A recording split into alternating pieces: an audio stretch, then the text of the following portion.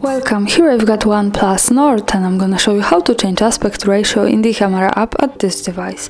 So at first we have to tap on the camera button here to open it, and as you can see for now we are in the standard photo mode, so let's go to more advanced options. We can do it by tapping on this button here in the right corner. As you can see we have here settings, so when we do it we can open the advanced camera settings, and the aspect ratio is here at the second place. By tapping on this we can change it. We can pick from 4 and 3, which was now. Let's change it to the full. And when we go back to the camera, as you can see, the camera frame has changed to the full one. When I go to the settings once again, tap on this option, we can also pick 1 and 1.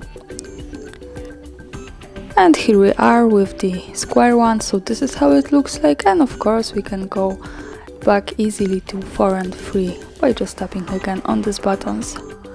And as you can see, this is how it works and this is how it changes. Thanks for watching, subscribe our channel and leave the thumbs up.